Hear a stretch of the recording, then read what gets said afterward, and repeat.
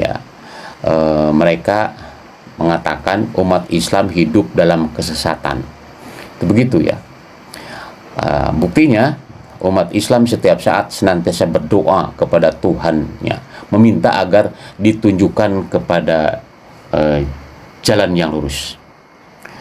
Nah, kemudian pernyataan pertama ya dari tuduhan itu, umat Islam tidak akan sesat katanya apabila mengikuti Al-Quran. Dalam ayat Al-Quran ada yang mengatakan ya bahwa Nabi Isa menyeru manusia ke jalan yang lurus. Nah, mereka memakai dalil-dalil Al-Quran ya. Di antaranya surat Az-Zukhruf ayat 61 ya, surat 43.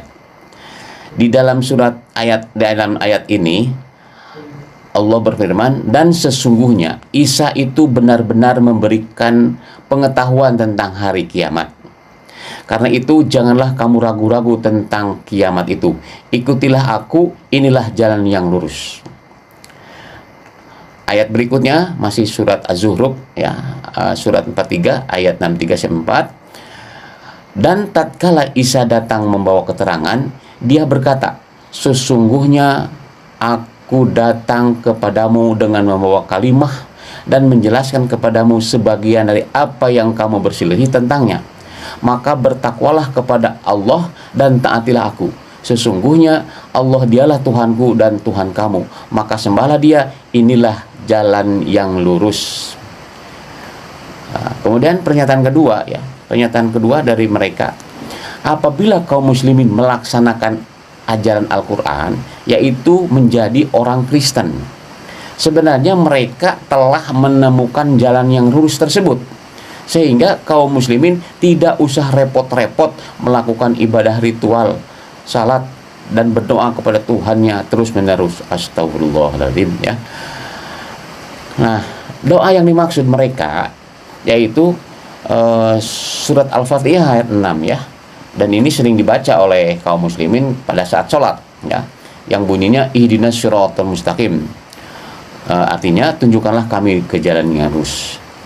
Jadi menurut mereka ini adalah bukti umat Islam itu sesat karena senantiasa berdoa ini gitu ya. Nah, baik, tentunya hal ini bagi orang-orang awam bisa saja terjebak ya, karena mereka menggunakan ayat Al-Quran seolah-olah benar apa yang mereka nyatakan ya. Mari kita jawab dengan Al-Quran juga ya. Kita coba dulu ya, apa arti Shiratal Mustaqim itu ya. Shiratal Mustaqim atau jalan yang lurus, perwujudannya adalah jelas dalam kitab sebagai berikut ya. Jadi disebut Shiratal Mustaqim itu satu, yaitu kalau kita mengabdi hanya kepada Allah, itu jalan yang lurus ya. Dan ini adalah seruan para nabi kepada umatnya, termasuk seruan Nabi Isa ya kepada umatnya pada saat Nabi Isa menyeru atau ketika dia menjadi rasul ya. Sama ya, karena Nabi Isa adalah rasul dan nabi, maka dia juga menyeru kepada umatnya ya. Sesungguhnya Allah Tuhanku dan Tuhan kalian, maka sembahlah Allah, sembahlah dia, inilah jalan yang lurus. Itu kata-kata Nabi Isa sebagai rasul ya, sebagai nabi ya. Jadi bukan untuk Nabi Isa saja, tapi semua nabi gitu kan. Hanya perintah ini atau pernyataan ini ditulis oleh Allah dalam Al-Quran. Jadi ini adalah jawaban bagi orang Nasrani bahwa mereka menyembah kepada selain Allah atau menyekutukan Allah, bahwa Allah punya anak, naudzubillah ya, dan sebagainya. Maka ini sesungguhnya itu sebenarnya ya. Tapi karena memang kedengkian mereka terhadap Islam, maka kalimat ini dipelintirkan ya. Nah, di ayat lain ya, bukankah aku perintahkan kepadamu? Nah, jadi ini pernyataan Allah kepada manusia-manusia yang masuk neraka jahanam ya. Jadi nanti ini ya, ini berita yang akan datang ya. Allah menyampaikan ini maksudnya agar kita hati-hati ya. Hati-hati nih ya, hati-hati dalam hidup ini ya. Nah, kata Allah ya, nanti di hari kiamat, di hari akhir. Jadi Allah mengatakan kepada ahli neraka itu, "Hei Bani Adam, jangan kamu sembah setan, sesungguhnya dia adalah musuh yang nyata bagi kamu, tapi sembahlah Allah, inilah jalan yang lurus." Jadi yang disebut jalan lurus itu menyembah Allah gitu ya, pengertiannya menyembah kepada Allah itu. Kemudian kita tahu ya, sebagaimana yang dibahas video sebelumnya tentang Shiratal Mustaqim itu apa ya. Jadi Shiratal Mustaqim berangkat daripada kedudukan Allah ya. Kedudukan Allah dalam Al-Quran, dalam surat 114 ya, An-Nas, Allah mengatakan Allah itu Rob, Malik, dan Ilah. Nah dari sini kita berangkat. Dan inilah tauhid Islam. Kalau kita masih hanya menganggap Allah sebagai Rob, Malik, Asma wa Sifat, ini nggak ditemukan ini Shiratal Mustaqim ya. Nah Shiratal Mustaqim itu adalah Allah sebagai Rob, kemudian menciptakan manusia untuk ibadah kepada Allah melalui aturannya. Jadi ibadah itu harus pakai aturan Allah yang kita sembah. Nah aturan itu Allah turunkan melalui malaikat ya, Allah sebagai Malik, kemudian malaikat kepada Rasulullah ya. Aturan ini aturan Allah ini Alkitab itu diturunkan Allah sebagai Malik, raja itu punya aturan, yaitu Alkitab ya. Nah kemudian Rasulullah mengaplikasikan Alkitab itu dalam bentuk dinul Islam. Jadi kita kalau menyembah kepada Allah itu harus melalui aturannya, jangan menurut akal kita, apalagi menurut nafsu kita ya. Nah ini disebut Shiratal Mustaqim. Ini konsep Shiratal Mustaqim menurut akidah Islam ya. Kemudian yang kedua ya, Shiratal Mustaqim itu apabila memeluk Islam ya, sebagaimana firman Allah ini ya. Barang siapa yang Allah menghendaki akan memberikan kepadanya suatu petunjuk, niscaya dia melampahkan dadanya untuk memeluk Islam. Nah, ini orang kafir ya. Orang kafir, jadi kalau dia dilapangkan dadanya atau melapangkan dirinya masuk Islam, maka dia termasuk masuk ke Shiratal Mustaqim ya. Dan barang siapa yang dikehendaki Allah kesesatannya, niscaya Allah menjadikan dadanya sesak ya, sempit, seolah-olah dia sedang mendaki ke langit. Begitulah Allah menimpakan siksa kepada orang-orang yang tidak beriman. Dan inilah jalan Tuhanmu, jalan yang lurus. Jadi memeluk agama Islam itu adalah Shiratal Mustaqim. Sesungguhnya kami telah menjelaskan ayat kami kepada orang-orang yang mengambil pelajaran. Nah ini ya, surat Al-An'am ya, kemudian Az-Zukhruf ya. Silakan aja dibaca oleh pemirsa saya supaya lebih jelas ya. Kemudian yang disebut Shiratal Mustaqim itu menurut Allah nih ya, yaitu melaksanakan ajaran Nabi Ibrahim. Jadi Nabi Ibrahim itu sebagai bapak monoteisme gitu ya. Kalau menurut mereka monoteisme, bertuhankan satu Esa ya. Jadi kata Allah, katakanlah sesungguhnya aku telah ditunjuki oleh Tuhanku kepada jalan yang lurus, yaitu agama yang benar, milah Ibrahim yang lurus. Ibrahim bukanlah termasuk orang musyrik. Sebagaimana kita pahami dan ketahui, orang Yahudi ngaku-ngaku bahwa dia itu pengikut Abraham mereka bilang ya. Nasrani juga begitu. Padahal Nabi Ibrahim itu tauhid ya, tidak musyrik gitu. Ya, jadi monoteisme inilah yang disebut yang lurus ya. Nah, kemudian selanjutnya kita yang disebut Shiratal Mustaqim itu apa ya? Apa itu Shiratal Mustaqim? Dalam arti kata aplikasinya ya. Aplikasinya bagaimana itu? Kalau tadi sudah jelas, jadi Shiratal Mustaqim hanya menyembah kepada Allah, masuk memeluk Islam dan mengikuti milah Ibrahim. Nah, itulah Shiratal Mustaqim ya. Kemudian Shiratal Mustaqim atau jalan orang yang telah diterima itu apa ya? Kita kan berdoa ya di dalam sholat, Ihdinas Shiratal Mustaqim, tunjukkanlah aku ke jalan yang lurus. Shiratal ladzina an'amta 'alaihim ghairil maghdubi 'alaihim waladdallin. Jadi minta petunjuk kepada Allah, kepada jalan lurus. Jalannya siapa itu ya? Shiratal Mustaqim itu siapa? Allah jelaskan ya di dalam surat An-Nisa 68 69 ya.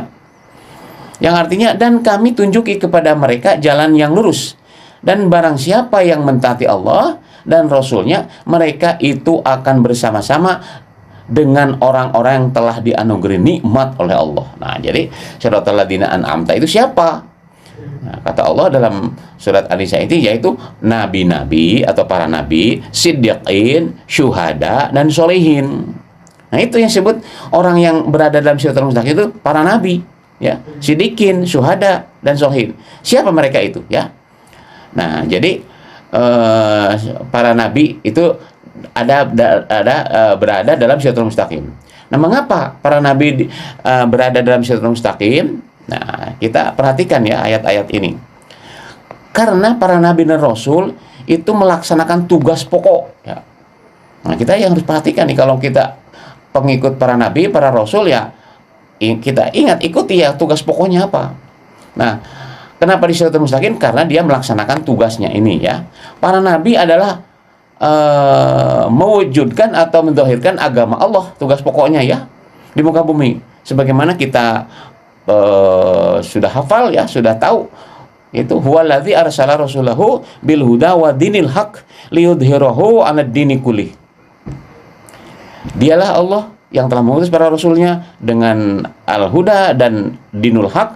Apa tujuannya? Idharudin, untuk menegakkan kalimat Allah. Nah, itu ya. Nah, untuk melaksanakan tugasnya, mereka berfungsi sebagai syahidan, mubasyiron, wa nadhiron, wa da'iyan, wa sirajan muniro. Nah, jadi gitu ya. Nah, mereka berkewajiban, nah, untuk mewujudkan tadi, para rasul itu kewajibannya membacakan firman Allah, membersihkan dan mengajarkan. Nah, inilah kenapa para nabi, para rasul berada dalam siratal mustaqim. Karena ini tugasnya ini, ya. Jadi kalau kita ingin mengikuti perjalanan Rasulullah, ya ikuti ini tugas dan kewajibannya ini, ya, yang pernah disampaikan pada video-video sebelumnya, ya. Nah, kemudian dan tatkala Isa, nah ini Allah menciptakan Nabi Isa, ya, khusus karena ini dipakai alasan, ya. Dan tatkala Isa datang membawa keterangan dia, membawa hikmah dan untuk menjelaskan kepadamu sebagian dari apa yang kamu berselisih tentangnya, maka bertakwalah kepada Allah dan taatilah aku. Sesungguhnya Allah adalah Tuhanku dan Tuhan kamu sekalian, maka sembahlah Dia, inilah jalan yang lurus. Nabi Isa begitu. Nabi Isa itu menyuruh agar pengikutnya itu mengikuti jalan yang lurus, gitu, yaitu menyembah hanya pada Allah, ya. Nah, kemudian dalam melaksanakan tugas dan fungsi nabi, hak nabi, ya, jadi kenapa nabi, ya? Karena apa itu tadi, ya? Pertama, rela berkorban jiwa dan hartanya. Yang kedua, siap untuk didustakan, ya. Silakan baca ayat-ayat ini, ya. Karena itulah kenapa disebut siratal mustaqim, karena berat perjuangannya, mengorbankan jiwa dan raganya, ya. Terus suatu saat nanti bisa disebut sihir, ya. Nabi Musa sihir, semuanya para nabi disebut sihir. Kemudian yaitu diancam. Jadi beratnya itu karena tugasnya ingin idharudin, maka dia diancam. Karena mereka menganggap bahwa para nabi ini ingin merubah, ya, merubah aturan yang sudah mereka yakini kebenarannya. Nah, maka akan ancaman, ya, bagi mereka itu, ya, bahwa Nabi Muhammad itu atau para nabi itu akan menegakkan kalimat Allah, menegakkan syariat Islam atau menghukum Allah. Maka mereka keberatan dan juga siap diusir karena dianggap tadi subversif atau apalah bahasanya, ya, ingin meruntuhkan negara dan sebagainya. Dan yang paling parah adalah dibunuh. Nah, itu, ya. Nah, itulah kenapa para nabi, para rasul dalam siratal mustaqim, karena berat perjuangannya, ya. Kemudian sidikin. Nah, ya, yang kedua adalah para sidikin. Siapa itu sidikin? Ya.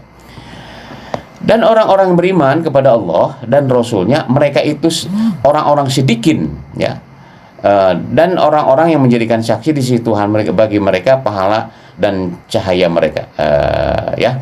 Kemudian siapa contohnya, ya? Contohnya, jadi sidikin itu adalah pengikut penolong Rasul pada saat itu, ya. Kalau Nabi Muhammad, ya, para sahabat, ya. Nah, Nabi Isa itu dijelaskan, disebut Hawarin, ya.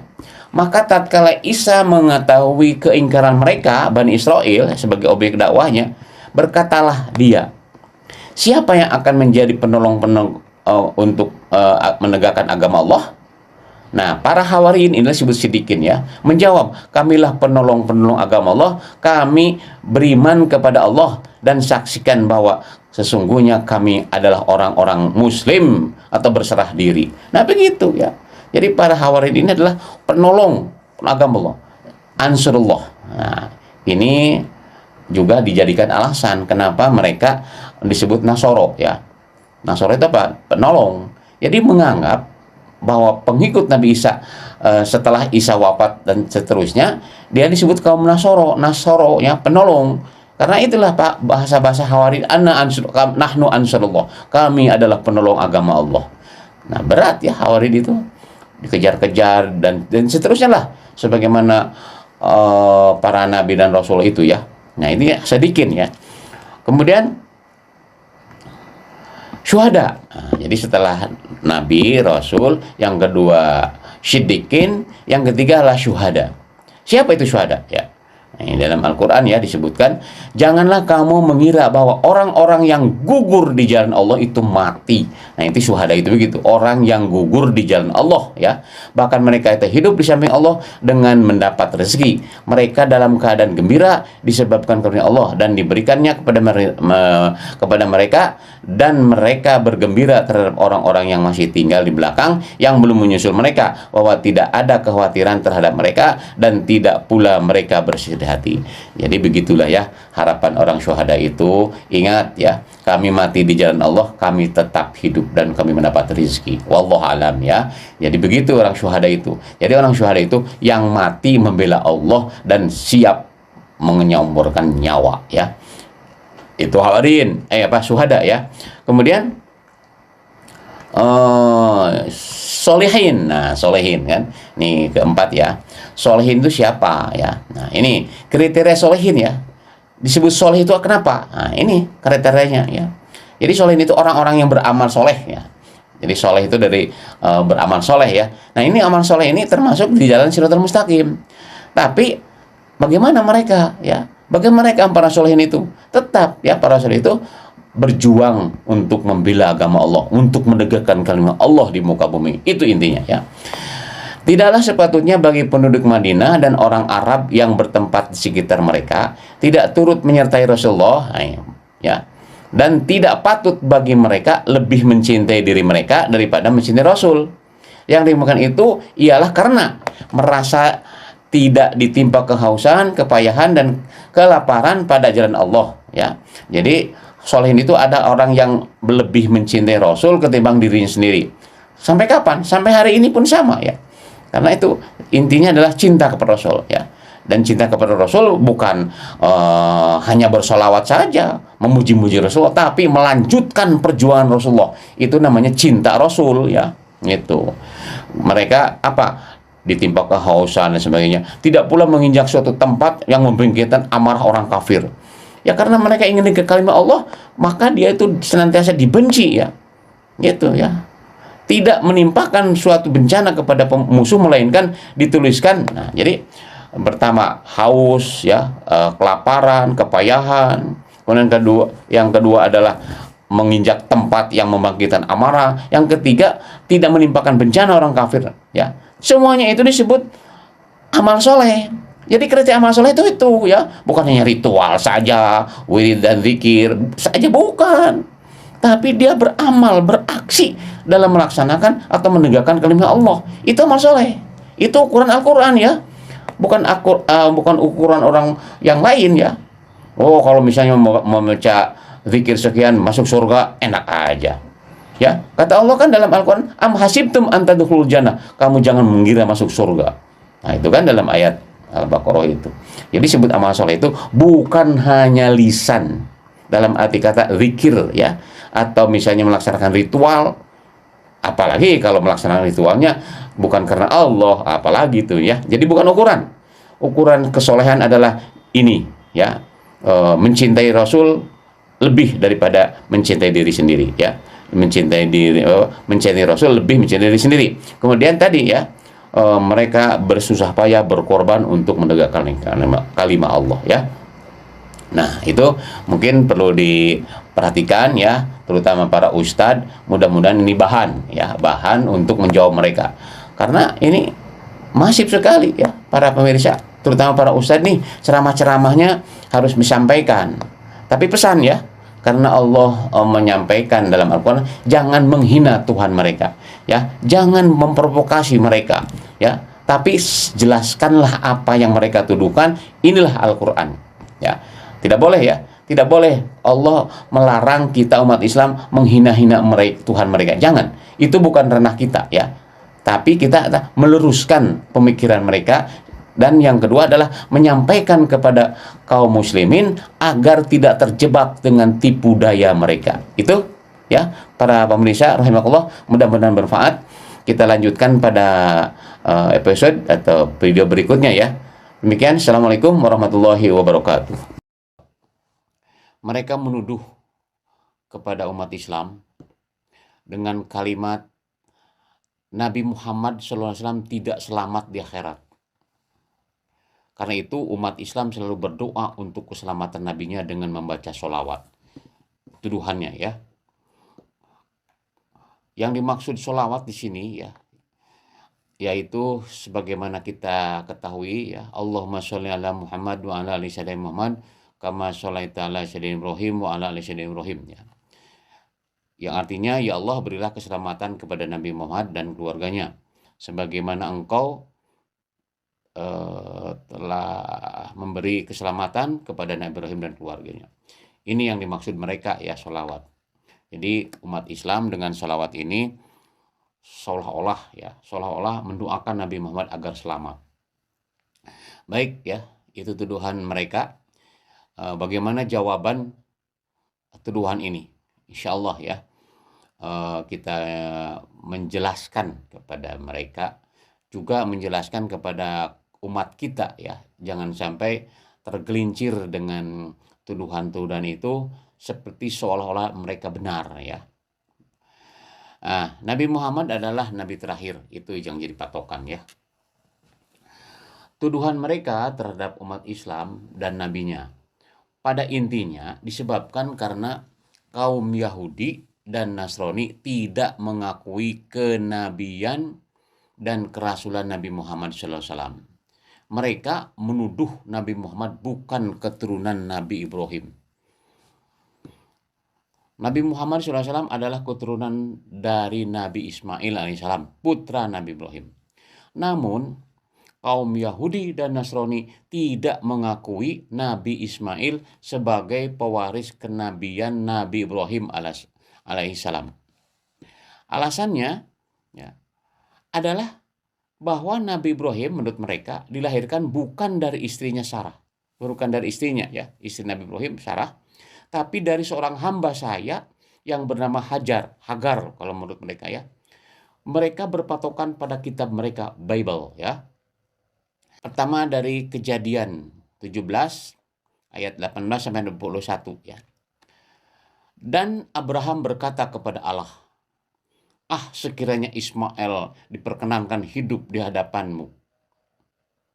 Tetapi Allah berfirman, tidak, melainkan istri Sarahlah yang akan melahirkan anak-anak laki bagimu. Dan engkau akan menemaninya Ishak.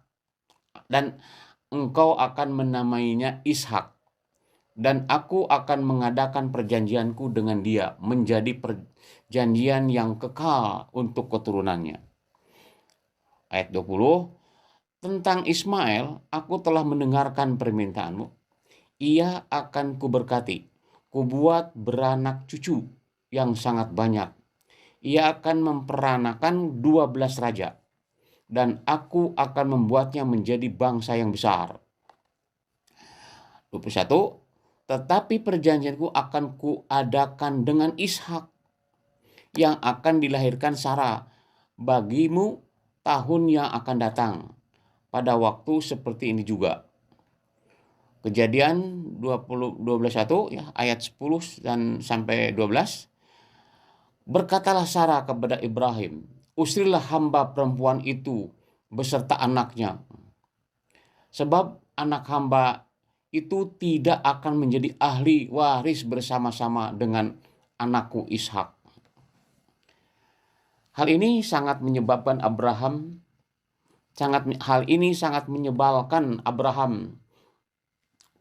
oleh karena anaknya itu.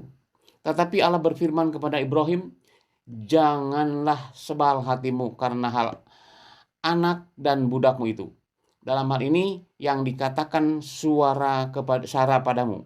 Haruslah engkau mendengarkan, sebab yang akan kusebut keturunanmu ialah Ishak.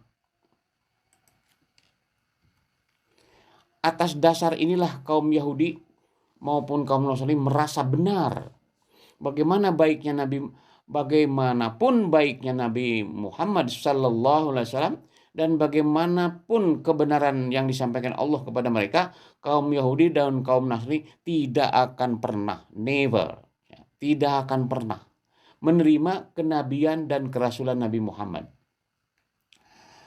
Mereka tidak pernah ridho kepada Muslim sampai kaum Muslim mengakui dan mengikuti keyakinan mereka. Begitu kata Allah dalam surat Al-Baqarah ya 120. Walan tarda ankal yahud walan nasara hatta tattabi'a millatahum.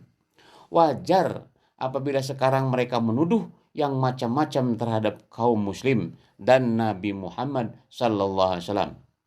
Kaum Yahudi maupun kaum Nasrani menuduh Nabi Muhammad SAW tidak akan selamat di akhirat nanti. Tuduhan itu mereka perkuat dengan bukti bahwa umat Islam senantiasa berdoa membaca sholawat setiap saat, yaitu pada saat sholat dan pada kesempatan lain. Nah, begitulah pemirsa rahimakumullah ya, tuduhan mereka terhadap Nabi kita dan terhadap umat Islam begitu kejinya ya. Tapi biarkanlah mereka berkata seperti itu ya. Kemudian apa penjelasan ya? Nabi Muhammad adalah pewaris nubuah Nabi Ibrahim. Ya. Ini jawabannya ya. Kaum Yahudi tidak mengakui kenabian Nabi Muhammad SAW. Alasannya, Nabi Muhammad keturunan Nabi Ismail. Berdasarkan Bible seperti yang disampaikan di atas tadi, menurut mereka bahwa Nabi Ismail adalah bukan anak yang sah. Subhanallah ya. Melainkan anak dari hamba sahaya. Padahal dalam kitab mereka Bible, Nabi Ismail diakui sebagai keturunan yang sah dari Nabi Ibrahim. Sebagian ditulis dalam kitab mereka juga ya. Kejadian 16 9 sampai 11 ya. Lalu kata malaikat Tuhan itu kepadanya ya. Jadi malaikat mengatakan kepada Nabi Ibrahim, kembalilah kepada nyonyamu, asin istrimu ya. Biarlah engkau ditindas di bawah kekuasaannya. Lagi kata malaikat Tuhan kepadanya, aku akan membuat sangat banyak keturunanmu sehingga tidak dapat dihitung lagi banyaknya. Selanjutnya kata malaikat Tuhan kepadanya, kepada Nabi Ibrahim, engkau akan mengandung dan akan melahirkan seorang anak laki-laki dan akan menamainya Ismail, sebab Tuhanmu telah mendengar tentang penindasan atasmu itu. Nah, kemudian Kejadian 17 ayat 20, tentang Ismail aku telah mendengarkan permintaanmu, ia akan kuberkati nubuat ya, kubuat beranak cucu dan sangat banyak. Dia akan diperanakan 12 raja dan aku akan membuatnya bangsa yang besar. Demikian ya, dalam kitabnya sendiri Nabi Ismail diakui ya. Itu jadi mereka sendiri menentang ya ayat kitab mereka sendiri ya. Nabi Ismail diakui. Kemudian nah ini yang sesungguhnya ya, kalau kita mau jujur atau mereka jujur, Yesus ya atau Nabi Isa lah, kalau mereka memanggilnya Yesus ya, bukan keturunan Nabi Ibrahim. Nah ini ya, kalau mereka jujur harusnya dipahami itu ya. Apa? Sebenarnya apabila kaum Nasrani jujur ya, yang bukan keturunan Nabi Ibrahim adalah Nabi Isa. Alasannya ya, pertama, nah ini alasan ya, bukan keturunan Nabi Ibrahim. Nabi Isa lahir tanpa ayah. Ya. Yesus lahir karena firman Tuhan. Itu dalam kitab mereka begitu ya. Dalam kitabnya mereka itu lahir dari firman Tuhan ya. Kemudian Matius ya. Matius 1 ayat 18 sampai 20. Kelahiran Yesus Kristus adalah seperti berikut. Pada waktu Maria, ibunya, bertunangan dengan Yusuf, ternyata ia mengandung dari Roh Kudus. Sebelum mereka hidup sebagai suami istri. Sebagaimana kita pahami ya, bahwa untuk menyelamatkan kata mereka bahwa Yusuf itu dipersunting lah oleh Yusuf katanya ya. Nah kemudian tapi sebenarnya Maryam itu sudah hamil gitu ya. Nah itu kata Matius gitu ya. Karena Yusuf suaminya seorang yang tulus hati dan tidak mau mencemarkan nama istrinya di muka umum, ia bermaksud menceraikannya diam-diam. Nah ini ya menurut mereka ya. Tetapi ia mempertimbangkan maksud itu, maka malaikat tampak kepadanya dalam mimpi dan berkata, Yusuf, anak Daud, janganlah engkau takut mengambil Maria sebagai istrimu. Sebab anak yang ada dalam kandungannya adalah dari Roh Kudus. Bukan anak Yusuf. Ya. Yusuf hanya sebagai apa? Untuk menutup malunya gitu ya, aib. Karena mereka menuduh ya Siti Maryam itu katanya naudzubillah ya, zina ya, berzina gitu. Naudzubillah, tuduhan Yahudi ya. Nah, kemudian kedua ya, yang pertama tadi, kalaupun Yusuf suami dari Maryam, dia bukanlah ayah dari Yesus. Ya. Yusuf sendiri diyakini keturunan Nabi Daud. Silsilahnya tidak jelas ya. Menurut Matius ayat 1 ayat 6 sampai 16 ya. Kemudian Yusuf adalah keturunan ke-26 dari Nabi Daud. Sedangkan menurut Lukas, Yusuf adalah keturunan ke-41 Nabi Daud. Nah, mereka sendiri sudah linglung ya. Tapi biarlah mereka ya. Nah, kalau mereka jujur jelas ya. Justru yang bukan keturunan Nabi Ibrahim itu adalah Nabi Ibrahim ya. Karena Siti Maria atau bunda mereka, menurut mereka atau Siti Maryam itu hamil karena izin Allah ya. Izin Allah. Karena itulah menunjukkan kekuasaan Allah bagi kita sebagai umat Islam ya. Tapi mereka ya firman Tuhan, ya artinya kekuasaan Allah itu ya. Kemudian ketiga, keturunan yang sah menurut mereka adalah jalur ayah. Nah, ini kalau jujur nih ya. Kalau jujur mereka menggunakan jalur keturunan ya dari ayah. Sedangkan Yusuf jalur keturunannya tidak jelas ya. Mereka menuduh Nabi Muhammad bukan pewaris kenabian Nabi Ibrahim. Alasannya Nabi Muhammad keturunan Ismail, sedangkan Ismail bukan putra yang sah. Karena Ismail lahir dari hamba saya, ya, hamba saya Abraham. Lihat kejadian ya, kejadian 17 dan 21. Ya, kata ahli Kristen ya, Ahmad Dedat, Bible ya, ini diambil dari buku Ahmad Didat ya, begitu. Kemudian, nah sekarang apa makna sholawat kepada Nabi? Nah ini jawaban kita ya, jawaban kita. Mengapa kita bersolawat? Nah, ini ya jawabannya. Pembacaan sholawat dalam sholat merupakan pemeliharaan hubungan kasih sayang umat terhadap nabinya. Sholawat artinya memberkati, memuliakan, atau berdoa. Ya. Nah, misalnya di dalam surat Al-Ahzab ayat 56 Allah berfirman, Innallaha wa malaikatahu yusalluna 'alan nabi. Ya ayyuhalladzina amanu sallu 'alaihi wa sallimu taslima. Sesungguhnya Allah dan para malaikatnya bersolawat atas nabi. Hei orang yang beriman, bersolawatlah atas nabi dan bersalamlah dengan penuh penghormatan. Jadi bersolawat kepada nabi itu perintah Allah. Kalau perintah Allah yang namanya ibadah, ya. Jadi kenapa bersolawat? Ya karena perintah Allah, gitu ya. Jadi mereka menuduh sembarangan semacam itu, ya biarkan ya, karena mereka memang benci terhadap umat Islam ya. Apapun disalahkan. Yang perlu diperhatikan oleh kita, terutama para ustadz ya, para penceramah, para mubalik, ini sampaikan kepada umat. Jadi bersolawat itu bukan mendoakan Nabi Muhammad supaya selamat, bukan. Bersolawat adalah perintah Allah. Surat Al-Ahzab ya, surat 33 ayat 56. Itu perintahnya. Innallaha wa malaikatahu yusholluna 'alan nabi. Ya ayyuhalladzina amanu shallu 'alaihi wa sallimu taslima. Ya. Nah, kemudian sekarang kita perhatikan menurut pemahaman dalam Al-Qur'an ya.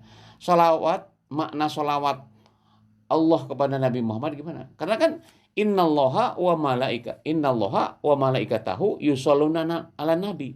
Sesungguhnya Allah bersolawat kepada Nabi.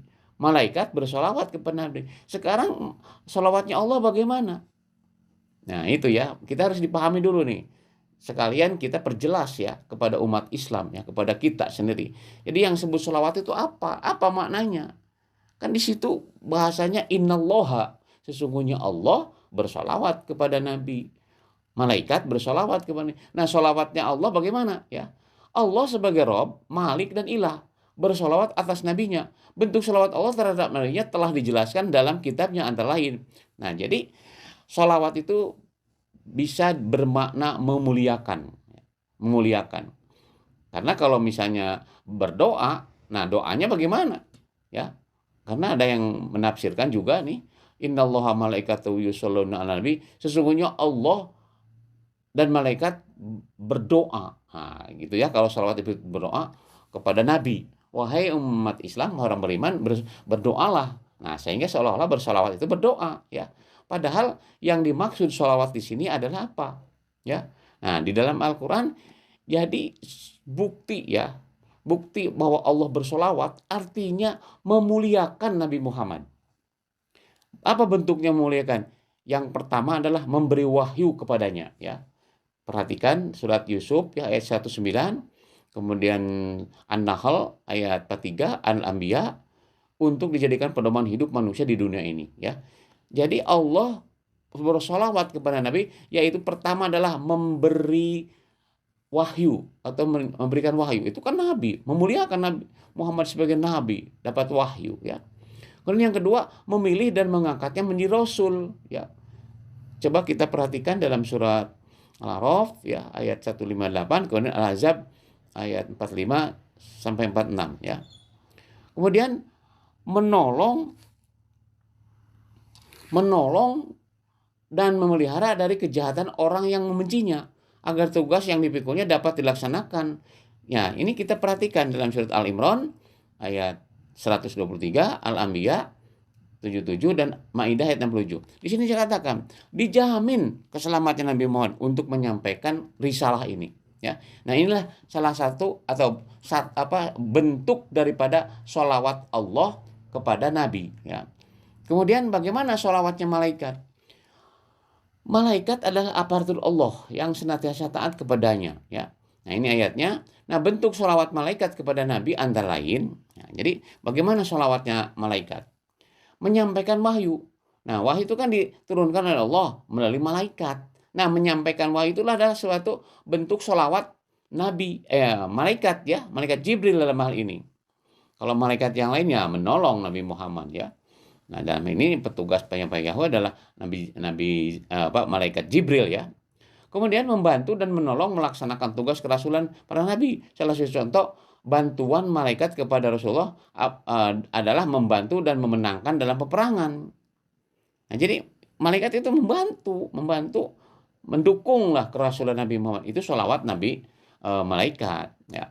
Dan juga pantas kalau malaikat bersolawat, berdoa, bisa saja ya, karena ya sama-sama hamba Allah ya. Tapi kalau Allah berdoa, gimana doanya? Ya. Nah, ini membantu dalam menolong dalam peperangan dan sebagainya, sebagaimana firman Allah dalam surat Al-Anfal ayat 9 ya. Ketika kamu mohon pertolongan kepada Tuhanmu, lalu diperkenankannya bagimu, sesungguhnya aku akan mendatangkan bala bantuan kepadamu dengan 1000 malaikat yang datang berturut-turut. Perang Badar, perang Uhud dan peperangan lainnya, itu malaikat membantu ya. Karena ya itulah tugas malaikat, membantu para nabi, ya para rasul, termasuk orang yang beriman ya. Nah, itu yang disebut sholawatnya malaikat ya. Kemudian sholawatnya kaum mukminin. Nah, karena dalam surat Al-Ahzab tadi ya, Allah dan malaikat bersolawat kepada Nabi. Dan Allah menyuruh, wahai orang beriman, bersolawatlah ya. Bersolawatlah kepada Nabi ya, dan beri salam dengan penghormatan yang baik gitu ya. Nah, bagaimana salawatnya orang yang beriman. Yang pertama adalah mengikuti ajaran yang dibawanya. Nah, itu. Percuma kita bersolawat tapi tidak ikut ajarannya. Itu bukan bersolawat itu. Ya, bersolawat ribuan kali, dinyanyi-nyanyi, wah macam-macam. Itu bukan memuliakan. Ya, karena yang disebut kita bersolawat kadang-kadang, yang intinya adalah mengikuti ajaran yang dibawanya. Ya, bagaimana kata Allah dalam surat Ali Imran ya? Jika kamu mencintai Allah, ikutilah aku. Niscaya Allah mengasihi dan mengampuni dosamu. Allah Maha Pengampun lagi Maha Penyayang.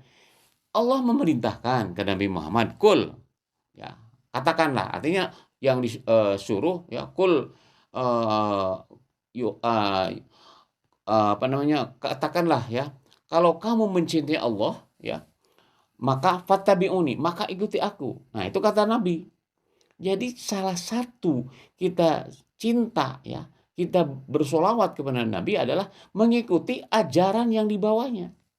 Karena salah satu bentuk cinta kepada Allah yaitu mengikuti Rasul. Fattabi'uni, kata Rasul, kata Nabi ya, fattabi'uni. Nah, itu salah satu wujud solawat ya, atau pengikut Nabi Muhammad kepada Rasul. Yang kedua, mentaati perintah dan meninggalkan larangannya. Ya, jadi Rasul memerintah dan melarang itu atas firman Allah atau berdasarkan firman Allah. Kita taat kepada Nabi. Dalam aplikasinya taat kepada Nabi itu sama dengan taat kepada Allah. Nah, itu ya. Nabi diutus ke Muhammad melainkan untuk ditaati ya. Dan kami tidak mengutus Rasul melainkan untuk ditaati dengan izin Allah. Nah, ya, An-Nisa ya 64. Kemudian yang lain dalam surat Ali Imran ya, taatlah Allah dan Rasulnya. Jika kamu berpaling, maka sesungguhnya Allah tidak menyukai orang-orang kafir.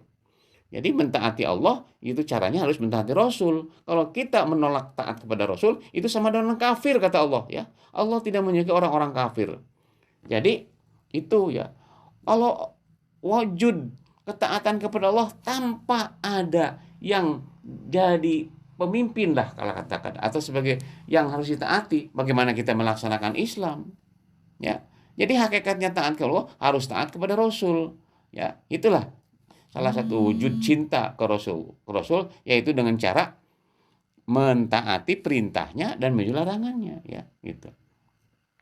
Kemudian yang ketiga, ya, ciri bersolawat atau ciri cinta, ciri taat kepada Rasulullah atau cara atau ciri pengikut Nabi Muhammad, ciri pengikut Rasul adalah melanjutkan risalahnya. Apa risalah Nabi Muhammad? Risalah para nabi. Huwallazi arsala rasulahu bil huda wa dinil haq liyudhhirahu ala dini kulli. Ya. Jadi tujuannya adalah mewujudkan tatanan masyarakat sesuai dengan kehendak Allah, dengan kehendaknya. Itu melanjutkan risalahnya. Jadi kalau kita disebut taat kepada Rasul atau mencintai Rasul atau jadi pengikut Rasul, yaitu lanjutkan risalahnya, ya. Kemudian mengikuti perjalanannya, yaitu sunnahnya.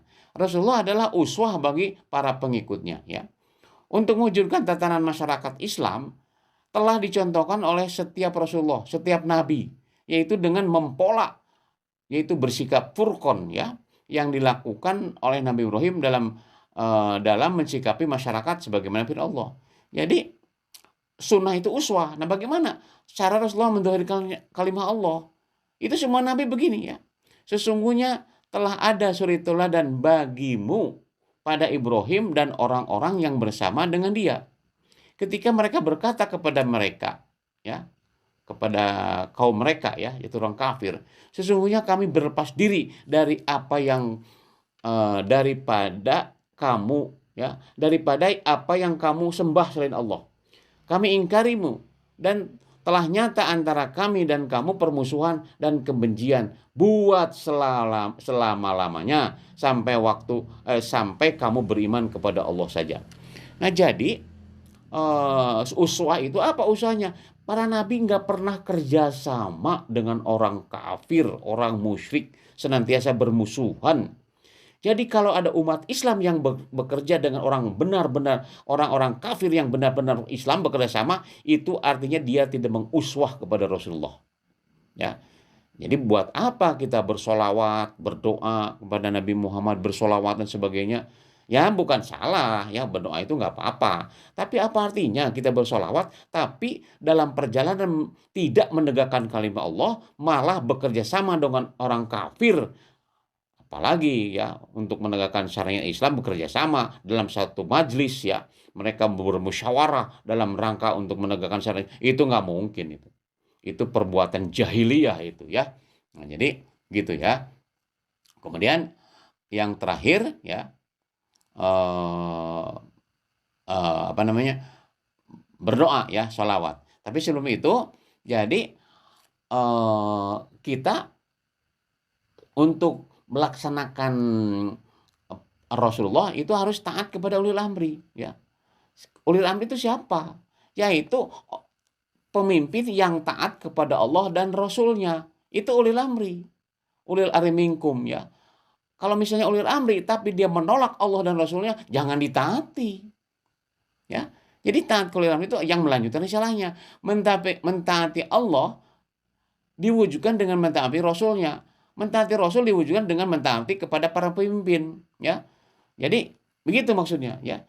Untuk perwujudan itu harus ada pemimpin. Ya. Sebagai perwujudan kerasulan Nabi Muhammad. Ya. Kalau kita kan Nabi Muhammad ya, kerasulan Nabi Muhammad. Nah, semua kata ini hanyalah dalam rangka mewujudkan tatanan masyarakat Islam ya. Nah, terakhir ya. Nah, ini berdoa untuk Rasul ya. Jadi yang namanya sholawat tadi ya mengikuti, mentaati, menjauhi larangan dan sebagainya dan terakhir berdoa untuk Rasul. Nah, berdoa ini dalam bentuk doa Allahumma sholli ala Sayyidina Muhammad atau Allahumma sholli ala Muhammad wa alim. Nah itu wujudnya ya. Berdoa kepada Allah untuk Nabi adalah wujud kecintaan seorang mukmin kepada Rasul. Berdoa adalah bagian dari bersolawat kepada Nabi, bukan wujud dari bersolawat. Jadi bersolawat ke Nabi salah satu di antaranya mendoakan gitu. Yang pokok adalah mengikuti perjalanannya dan mewujudkan risalahnya itu ya. Kaum ini berdoa kepada nabinya dilakukan setiap melaksanakan sholat atau tertentu. Nah ini karena wujud cinta kepada Rasulullah yaitu dengan sholawat. Dan ingat perintah sholat itu dalam rangka untuk apa? Nah makanya maksud dan makna berdoa untuk Rasulullah ya. Bersolawat kepada Nabi bukan berarti membutuhkan doa dari umatnya. Sama sekali tidak. Ya. Kalaupun memang umatnya tidak mau taat kepada Allah, tidak mengikuti Rasulullah, nggak ada masalah. Silahkan aja. Karena ada jalan dua ya. Mau surga, mau neraka. Jadi bukan karena itu ya. Melainkan membutuhkan keselamatan dan syafaatnya gitu. Doa ini tidak menunjukkan bahwa Nabi Muhammad tidak selamat di akhirat. Ibarat kita mendoakan, misalnya gini ya. Kita kan misalnya orang tua atau istri kita ketika dia mau pergi kan kita semoga selamat di perjalanan. Itu artinya apa? Ya, bukan berarti orang tua kita atau istri kita akan celaka di jalan, bukan. Itu kan wujud cinta. Hati-hati ya di jalan. Nah, hati-hati di jalan atau semoga selamat di perjalanan. Itu artinya apa? Wujud cinta. Ya. Ya misalnya lah kepada teman juga kan kalau mau pergi hati-hati ya di jalan ya. Nah, gitu kan. Itu bukan mendoakan bahwa dia celaka, bukan. Itu tanda bukti ya. Allahumma sholli ala Sayyidina Muhammad. Artinya bukan Nabi Muhammad celaka, bukan begitu ya. Jadi orang Yahudi itu menuduh senaknya aja kalau berdoa berarti celaka. Itu logika yang apa itu ya? Logika yang nggak logis gitu ya, nggak logis lah gitu ya. Jadi gitu ya yang dimaksud salawat itu doa ya. Doa itu bukan berarti Nabi Muhammad celaka, bukan ya. Kemudian juga bersolawat bukan untuk mengkultuskan ya. Orang beriman amat sangat cintanya hanya kepada Allah. Bila cinta kepada si Allah maka terjadi pengkultusan. Jadi bukan ya, kita bukan mengkultus Nabi Muhammad ya. Walaupun kecenderungan untuk mengkultus ada saja ya, sampai maksim wah luar biasa ya. bukan itu ya. Karena dalam Islam tidak boleh ya. Nih dalam surat Al-Baqarah ayat 165, wa minan nasi ya, bahwa di antara manusia ada orang yang menyembah tandingan selain Allah. Mereka mencintainya sebagaimana mereka mencintai Allah. Adapun orang-orang yang beriman sangat cintanya kepada Allah. Ya. Jadi ada yang mencintai Allah, mencintai sama. Itu sudah nggak boleh, musyrik gitu. Ya. Jadi kita cinta kepada Rasul karena cinta kepada Allah. Ya. Kecinta Allah karena kata Allah ikuti Nabi. Kalau cinta kepada aku, ikuti Nabi. Nah itu karena perintah Allah saja. Kita mencintai Rasulullah karena diperintah Allah. Ya, gitu. Kemudian Nabi Muhammad sendiri ya, Nabi Muhammad SAW mengajak masyarakat untuk menyembah hanya kepada Allah. Ya, bukan hanya Nabi Muhammad, Nabi Isa semuanya harus menyembah kepada Allah. Karena itu tugas para nabi ya untuk menyembah Allah. Ya. Kemudian, kata mereka ya dalam surat Al-A'raf ayat 70, apakah kamu datang kepada kami agar kami hanya menyembah Allah saja dan meninggalkan apa yang disembah selain nenek moyang kami? Kan begitu. Jadi para kaum musyrikin pada saat zaman Nabi Nuh, Nabi Ibrahim semuanya. Jadi ketika diajak untuk menyembah kepada Allah, dia menolak. Malah alasannya, datangnya kamu untuk menyembah hanya kepada Allah saja. Itu. Ya. Nenek moyang kami kan berjasa. Nenek moyang kami kan hebat. Maka masa kami meninggalkan kecintaan kami kepada nenek moyang kami? Itu kan alasan. Ya. Itu maksudnya. Padahal Nabi semuanya, mari kita cinta kepada Allah saja. Ya.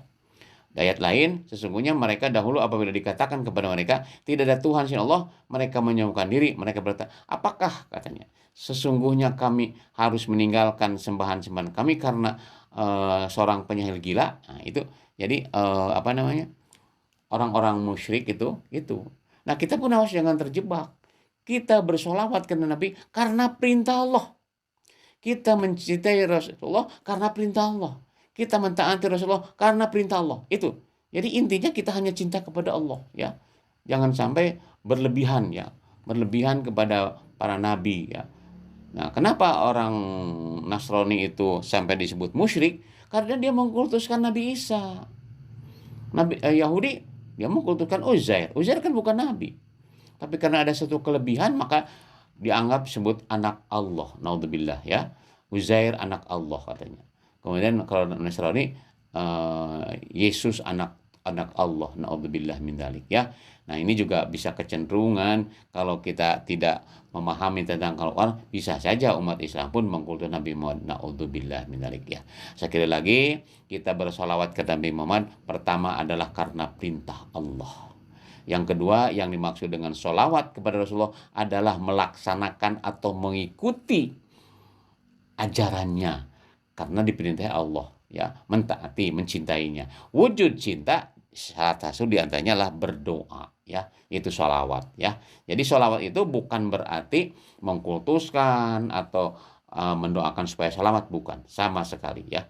Begitu ya kira-kira pembahasan ini. Mudah-mudahan sekali lagi berilah pencerahan kepada umat ya. Kemudian kalau mereka ada begitu ya memelintir-melintir ayat Al-Qur'an dan sebagainya, kita ada jawabannya ini.